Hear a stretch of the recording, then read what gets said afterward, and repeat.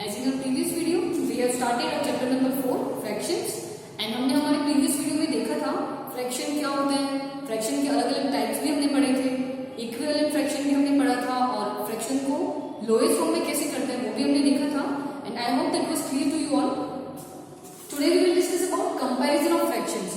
यानी कि कभी भी अगर आपको टू फ्रैक्शंस गिवन है तो उनका कंपैरिजन करना है. कंपैरिजन यानी आप सबको पता है कि हम कंपेयर करते हैं, जैसे स्टूडेंट्स में भी हम कंपैरिजन करते हैं बहुत बार कि वो ज्यादा इंटेलिजेंट है और वो थोड़ा उससे कम इंटेलिजेंट है. कंपैरिजन होता है ना स्टूडेंट्स. तो जैसे टू फ्रैक्शन को कंपेयर करना है कि कौन सा बिगर है कौन सा स्मॉलर है, अगर आपको कभी बताना है तो वो कैसे करेंगे. So students let's take your first example. यहाँ पे दे रखा है आपको 5/12 एंड 7/12. अब इसमें आपको कंपेयर करना है.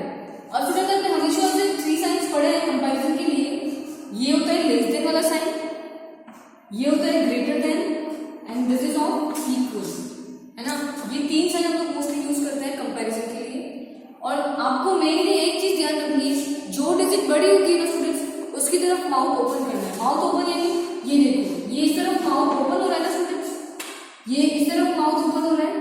तो जो डिजिट बड़ी होगी उसकी तरफ आपको माउथ को ओपन करना है. बस आप ये चीज ध्यान रखो ताकि आपको कोई कंफ्यूजन नहीं होगा कि लेस देन कहाँ आएगा या ग्रेटर देन कहाँ आएगा. जो डिजिट बड़ी होगी उसकी तरफ आपको माउथ ओपन करना है. और अगर इक्वल है तो आपको वैसे भी समझ में आ जाएगा कि अगर दोनों फ्रैक्शन इक्वल होंगे तो उसके बीच में साइन आएगा इक्वल. तो जैसे यहाँ पे दे रखा है आपको 5/12 एंड 7/12. अब स्टूडेंट इसमें भी अलग अलग टाइप्स होते हैं. सबसे पहले फर्स्ट है ये, आप डिनोमिनेटर देखो, दोनों की डिनोमिनेटर सेम है. समझ में आ रहा है स्टूडेंट्स. इसके 3 टाइप्स है तो मैं आपको तीनों टाइप बता रही हूँ. सबसे पहले ये देखो, डिनोमिनेटर दोनों के सेम है या नहीं. अगर दोनों के डिनोमिनेटर सेम है तो जिसका न्यूमरेटर बड़ा होता है ना स्टूडेंट्स वो डिजिट बड़ी होती है हमेशा. अब यहाँ पे दोनों की डिनोमिनेटर सेम है तो न्यूमरेटर किसका बड़ा है, ये वाला बड़ा है ना. तो इट इज ऑब्वियसली ये वाली डिजिट बड़ी होगी. अगर ये डिजिट बड़ी है तो माउथ इसकी तरफ ओपन होगा. समझ में आया स्टूडेंट्स.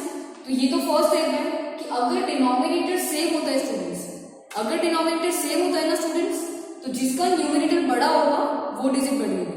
ओके, और उसकी तरफ माउथ ओपन करना है आपको. Okay, now let's take second example 3/8 and 5/4. अब इसमें डिनोमिनेटर सेम नहीं है स्टूडेंट्स तो क्या करेंगे हम लोग. तो जब भी अगर डिनोमिनेटर सेम नहीं है स्टूडेंट्स तो आपको क्रॉस मल्टीप्लाई वाला मेथड फॉलो करना है. जैसे ये 4 है ना, इसको इस वाले पूरे टर्म्स मल्टीप्लाई करना है और ये जो 8 है नीचे इसको इस पूरे टर्म्स मल्टीप्लाई करना है. समझ में आ रहा है स्टूडेंट्स. अगर डिनोमिनेटर सेम है तो आप डायरेक्टली बता सकते हो कि जिसका न्यूमरेटर बड़ा होगा वो डिजिट बड़ी होगी.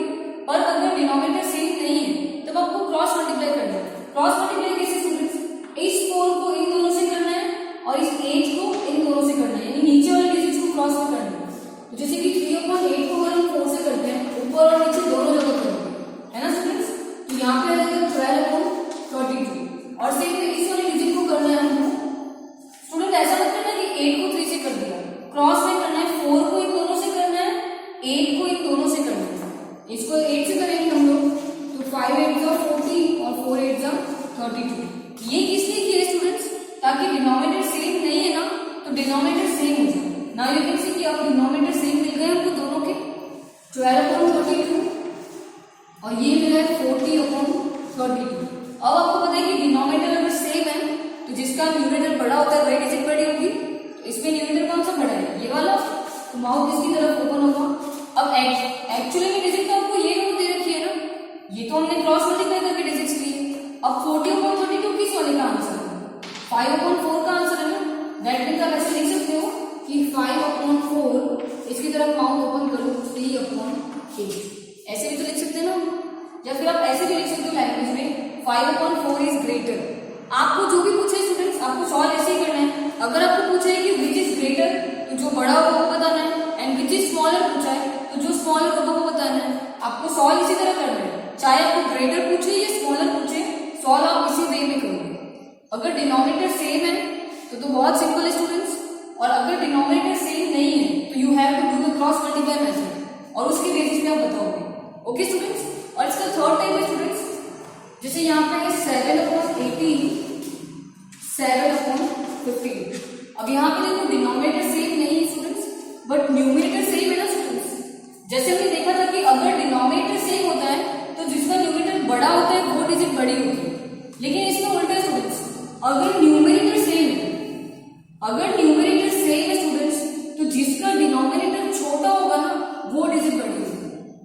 समझ में आ रहा है स्टूडेंट्स? उसकी तरफ माउथ ओपन करना है। अगर न्यूमरेटर सेम है स्टूडेंट्स, अगर न्यूमरेटर सेम है तो जिसका डिनोमिनेटर छोटा होगा वो डिजिट बड़ी होगी। जैसे इसमें किसका डिनोमिनेटर छोटा है स्टूडेंट्स? इस वाले का है ना, तो इसकी तरफ माउथ ओपन होगा। समझ में आया स्टूडेंट्स आप लोगों को? अगर न्यूमरेटर सेम है तो जिसका डिनोमिनेटर छोटा होगा ना वो डिजिट बड़ी होगी और उसकी तरफ ही माउथ ओपन होगा। ओके स्टूडेंट्स, अब हम देखते हैं जैसे कंपैरिजन कैसे करना है, आपको समझ में आ गया है। तो अगर आपको असेंडिंग ऑर्डर डिसेंडिंग ऑर्डर में अरेंज करना हो तो भी आप कर सकते हो इजीली। सो हम देखते हैं कि असेंडिंग ऑर्डर और डिसेंडिंग ऑर्डर में आपको कैसे अरेंज करना है। ओके स्टूडेंट्स, तो हमने अभी कंपैरिजन ऑफ फ्रैक्शंस देखा था कि अगर डिनोमिनेटर सेम होता है तब कैसे करना है, न्यूमरेटर सेम होता है तब कैसे करना है, और अगर डिनोमिनेटर सेम नहीं है तो क्रॉस मल्टीप्लाई वाला मेथड मैंने आपको बताया था। ओके, तो now we will discuss about ascending and descending order, यानी असेंडिंग ऑर्डर और डिसेंडिंग ऑर्डर में कैसे अरेंज करना है। तो लेट्स टेक फर्स्ट एग्जांपल। जैसे आपको यहाँ पे दिया है 5/11, 3/11, 7/11, 4/11।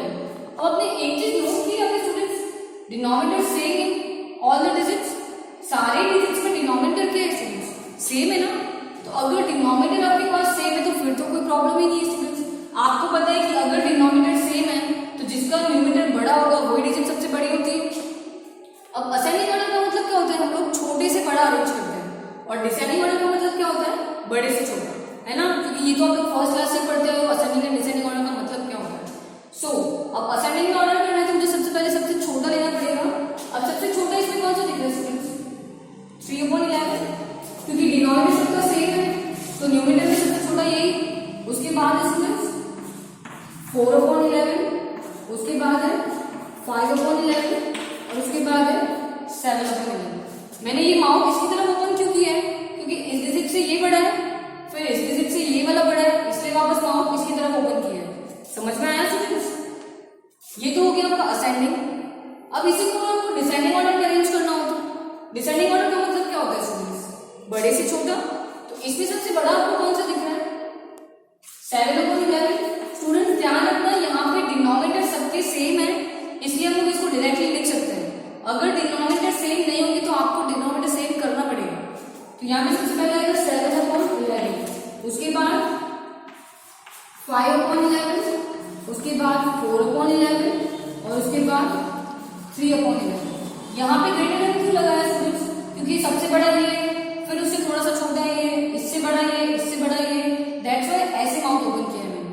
समझ में आया स्टूडेंट्स? ये वाला तो बहुत सिंपल है क्योंकि डिनोमिनेटर सेम है इसमें। अब देखते हैं स्टूडेंट्स नेक्स्ट एग्जांपल है कि अगर जिसमें डिनोमिनेटर सेम नहीं है, एज यू कैन सी कि यहाँ पे है 2/5, 3/2, 4/10 एंड 6/2। यहाँ पे आपको दिख रहा है कि यहाँ पे डिनोमिनेटर सेम नहीं है स्टूडेंट्स, तो आपको क्या करना पड़ेगा? एलसीएम लेके डिनोमिनेटर को सेम करना होगा। अब एलसीएम कैसे लेते हैं? मैंने आपको प्रीवियस चैप्टर में हमने देखा था स्टूडेंट्स कि एचसीएम और एलसीएम कैसे फाइंड करना होता है। तो आई होप कि आप लोगों को अच्छे से आता है। तो 5, 2, 10 और 2, इन चारों को अगर आप एलसीएम लोगे स्टूडेंट्स तो आपको मिलेगा 10, है ना। तो अब सबके डिनोमिनेटर में 10 लिखना पड़ेगा। आपको क्या करना पड़ेगा? 10। समझ लेना स्टूडेंट्स, अगर डिनोमिनेटर सेम नहीं है तो आपको एलसीएम लेना पड़ेगा। अगर आप 5, 2, 10 और 2 का एलसीएम लेते हो, जैसे हमने एलसीएम वाला मेथड किया था इस से 5, 2, 10, 2, इन सबका अगर आप एलसीएम लेते हो तो आपका आंसर आएगा 10, है ना स्टूडेंट्स। तो एलसीएम 10 आ रहा है ना, तो अब ये जो डिनोमिनेटर है ना ये नहीं लिखना आपको, जो एलसीएम मिला है वो लिखोगे सबके डिनोमिनेटर में। समझ में आ रहा है? अब आपको करना क्या है स्टूडेंट्स, ध्यान से समझो। यहाँ पे फर्स्ट सुन लो, यहाँ पे क्या है? 5 है। अब 5 के टेबल में 10 कितनी बार आता है स्टूडेंट्स? 2 बार। 5 के टेबल में ये 10 मैंने क्यों लिया है स्टूडेंट्स? क्योंकि एलसीएम 10 मिला है हमको, तो अब सबके डिनोमिनेटर में आपको 10 लिखना है, अब ये नहीं लिखना है। अब आपको फर्स्ट टाइम देखो 5 के टेबल में 10 कितनी बार आता है? 2 टाइम्स। तो ऊपर वाली डिजिट को भी 2 से मल्टीप्लाई करो, 2 2 जा 4। समझ में आ रहा है स्टूडेंट्स? इसकी टेबल में ये जितनी बार आता है उसी से ऊपर वाली डिजिट को मल्टीप्लाई कर देना। अब सेम में जैसे 2 है, सेकंड टर्म को 2 की टेबल में 10 कितनी बार आता है स्टूडेंट्स? 5 टाइम्स। तो ऊपर वाली डिजिट को किससे मल्टीप्लाई करेंगे? 5 से। तो 3 5 जा 15। 10 की टेबल में 10 कितनी बार आता है स्टूडेंट्स? 1 बार। तो 4 को 1 से मल्टीप्लाई करो, 4 1 जा 4 एंड सेम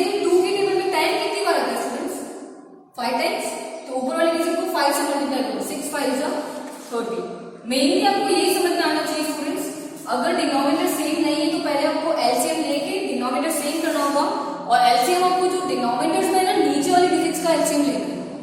ओके, नीचे वाली डिजिट्स का एलसीएम लेना है और सबके डिनोमिनेटर में फिर आपको जो एलसीएम मिल रहा है आंसर वही लिखना है। अब तो सबके डिनोमिनेटर सेम हो गए स्टूडेंट्स, तो अब तो हमारा वही है ascending order and descending order. तो असेंडिंग का मतलब सबसे छोटा पहले आएगा, सबसे छोटा कौन सा है?